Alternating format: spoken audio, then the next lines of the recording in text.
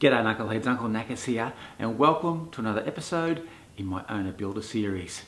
Alrighty, outside, all the wall frames, they've been cut and marked out. So what I thought we'd do today is just go over a few basic, simple framing techniques. Let's do it. Now this is the wall that we'll be framing. It's a plain stud wall with an external corner down one end. Now, let's keep this simple because it really is simple. Basically, a wall frame consists of four components. We have a top plate, a bottom plate or a base plate, and these vertical timbers, they're our studs, and they're positioned at 450mm or 16" on centre. And these horizontal timbers, they're called noggins. And if you're doing an external frame, well, you'll need an extra top plate, and it's as simple as that. Too easy. Now some people get confused with what an actual centre is. Like guys talk about 450mm centres or 16" on centre, but what does it actually mean? Well, it means from the middle of one stud to the middle of the next stud is 450mm or 16". Now to work it out, if you measure from the back of one stud to the front of the next stud, that will give you the correct centres. Clear as mud? Cool. Now if you measure from the back of one stud to the face of the next stud, your 450mm or 16", that will give you your required centres. Too easy. So I've had to come inside because out there it is blowing an absolute gale, so I apologise for that. But these are those plates that I showed you earlier of my laundry wall. That's a bottom plate and that's a top plate. Now I like to nail my plates together because it keeps them intact, makes them easier to mark and to move around. But I don't nail the nail all the way home.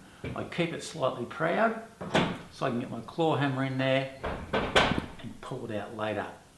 Now to mark out your plates at 450 centre or 16" centre, which is the same thing, it's simply a matter of hanging your tape over the end of the plate and then coming along your 450 or your 16" and then mark it, which I've already done. So that's just simply a matter of squaring a line down with your square or your speed square. Then put a cross on that side of the mark. So we've got a stud there, we've got a stud there, and then continue that process right down the plate. It's simply a matter of hanging your tape over the end and then going along in those increments. So I've got 450, I'll put a mark, and you can square a line across, and then put a cross on that side of the mark and work your way along the entire plate. So I've got 450, 900, 1350, 800, 2250, 27. and now we get to the external corner down the end. Now grab a square and square those lines across.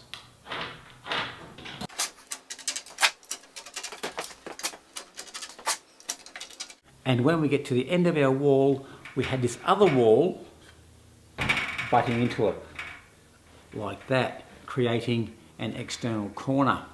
We need to create an internal corner with our stud work so that we can attach our drywall or our plasterboard. And to achieve that, just grab your stud and place it flush on the end of that wall plate. Put a mark on your plates with a cross. So one stud goes there. We then have a block which goes next to that stud, and then on the outside of this block we mark our next stud position with an X. And this is going to create our internal corner to finish off our plasterboard or our drywall. Too easy.